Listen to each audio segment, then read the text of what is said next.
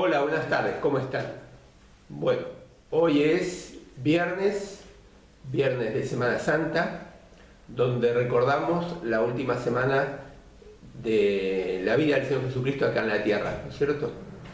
Y hoy en especial quería, y teniendo en cuenta también el contexto que estamos viviendo, no solamente en la Argentina, sino en todo el mundo, quería que esta Semana Santa, que este viernes y también en la meditación que vamos a tener el domingo, podamos ver más allá de lo que estamos viviendo y podamos traer lo que el Señor Jesús hizo en la cruz por nosotros a nuestra realidad y en base a eso tener esperanza.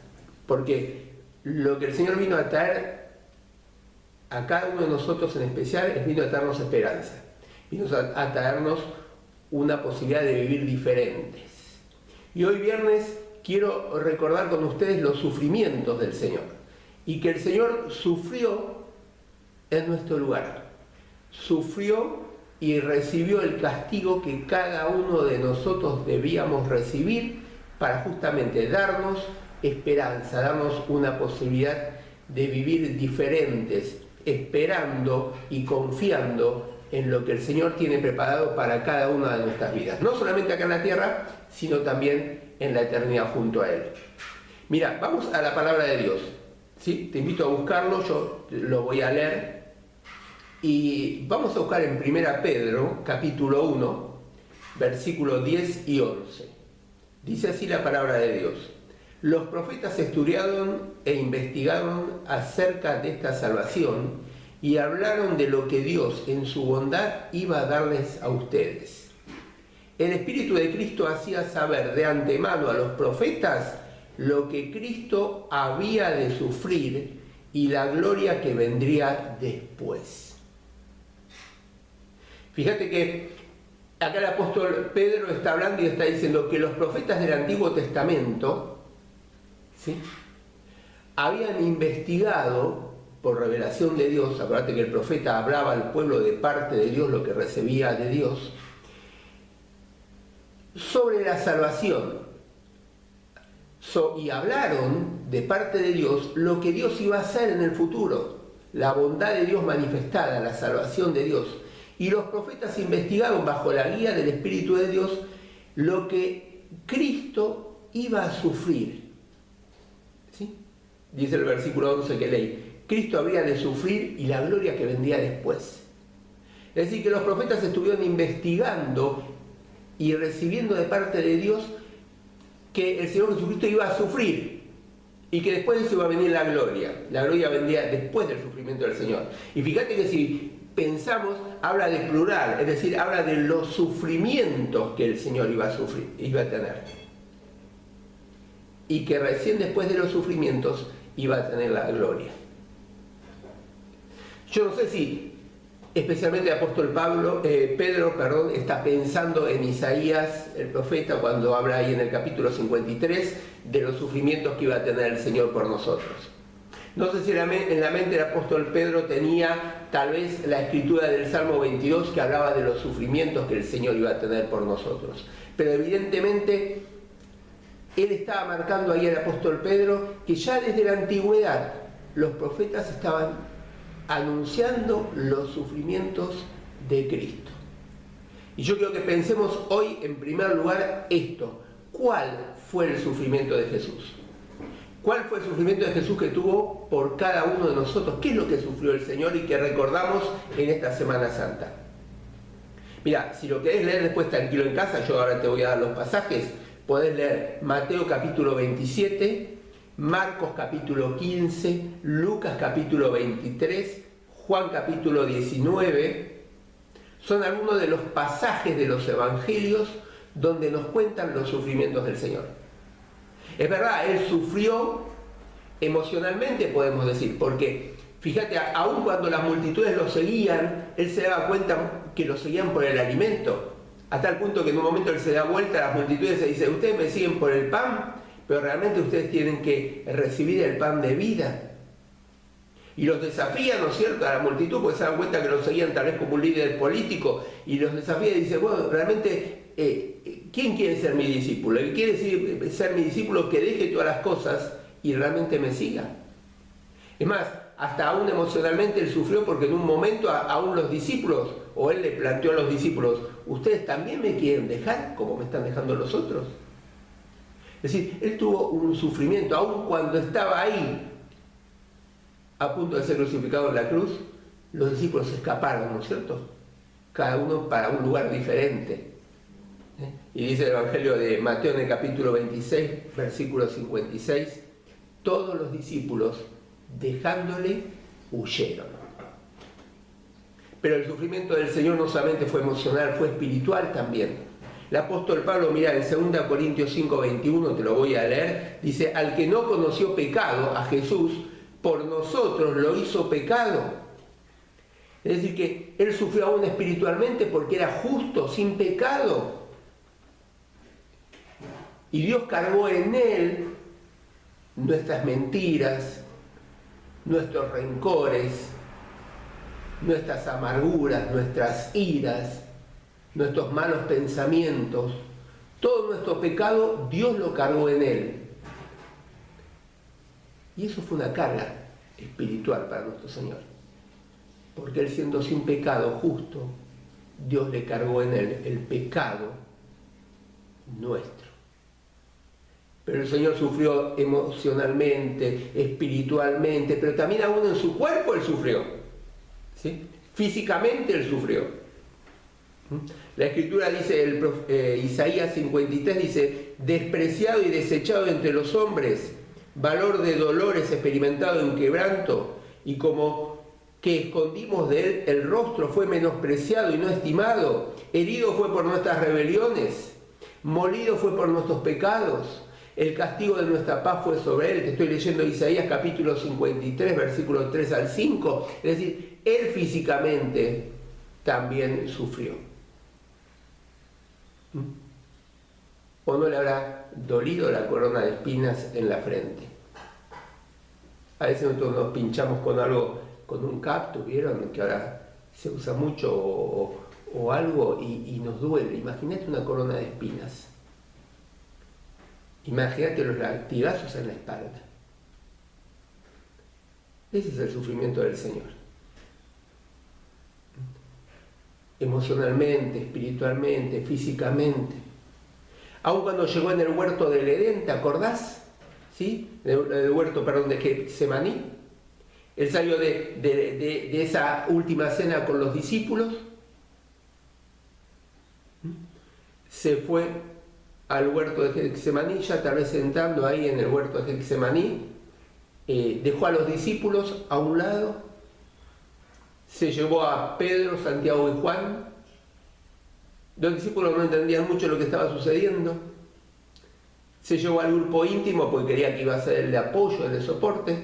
Sin embargo, también los dejó, se fue solo a orar. Y cuando volvió, ese grupo íntimo que él pensaba que iba a ser de apoyo, estaban dormidos, ¿no es cierto? Estaban en otra también. En ese momento que él necesitaba por ahí un ánimo, un apoyo, estaba solo. Y oró al Padre que, si era posible, pase de él ese momento, esa copa amarga. Y dice la Escritura que caían gotas de sangre de su frente, como de sangre de su frente, ¿no es cierto? Y el Señor, y lo repite el evangelista en Mateo, que te lo voy a leer, dice: mi alma estaba muy triste hasta la muerte. Padre mío, si es posible, pase de mí esta copa. Y el evangelio de Lucas, ¿sí?, dice: estando en agonía, oraba más intensamente. En ese momento que él estaba ahí en el huerto de Getsemaní, necesitaba el apoyo de sus discípulos, no los tenía, y aún ya se veía venir el desamparo del mismo Padre.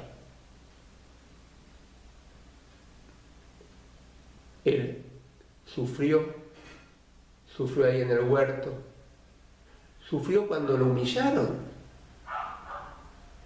¿O no pensamos en su humillación? Él, siendo el Rey de Reyes, el creador de todas las cosas, ¿sí? Se vino y hizo igual que nosotros. Y cuando lo fueron a arrestar, ¿te acordás? Con una acusación falsa, los sacerdotes ya ahí mismo le escupieron en el rostro, le daban puñetazos. Dice el Evangelio de Mateo en el capítulo 24 que aún le tapaban, ¿sí?, los soldados los ojos, y decía, se burlaban de él y decían: profetiza, profetiza, a ver quién es el que te golpeó. Qué humillación recibió el Señor.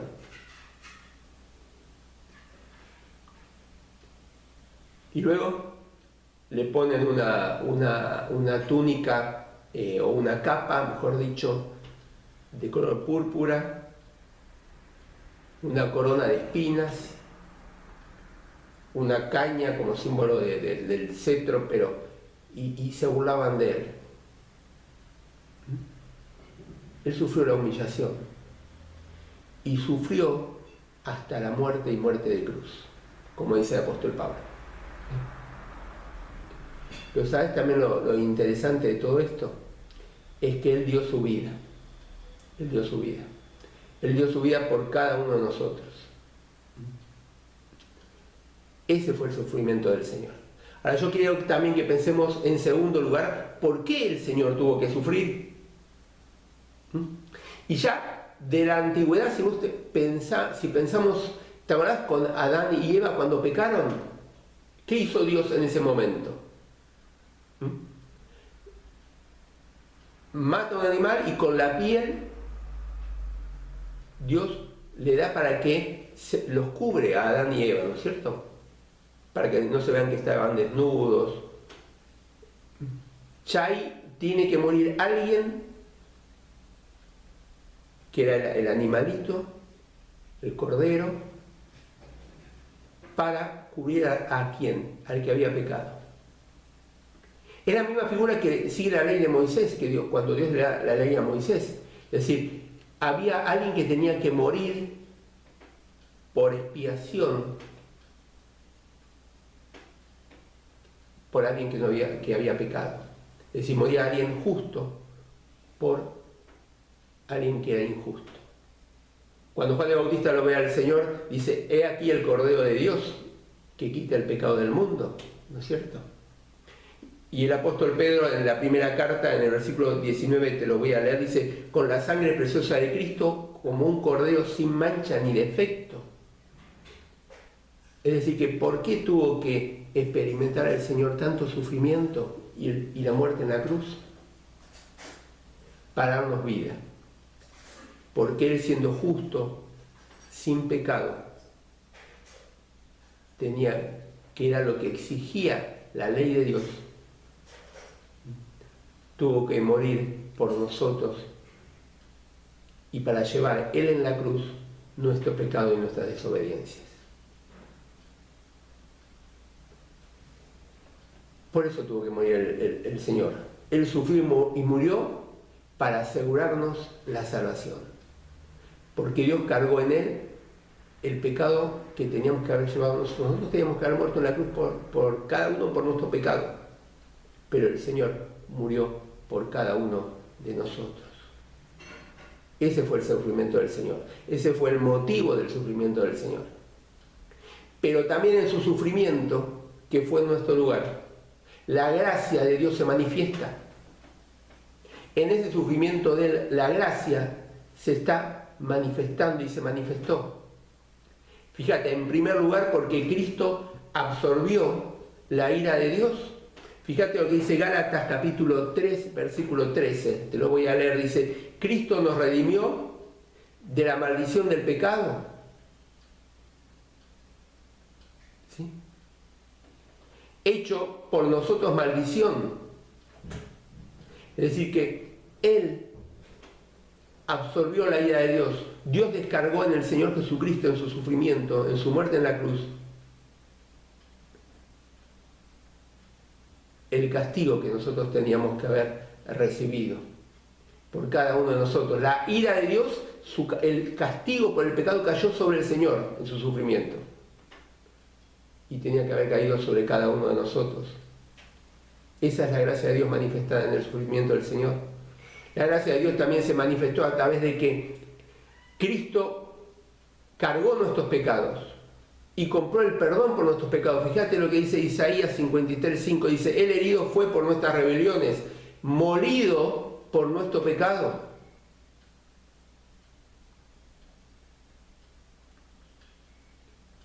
Él compró nuestro perdón en la cruz al sufrir.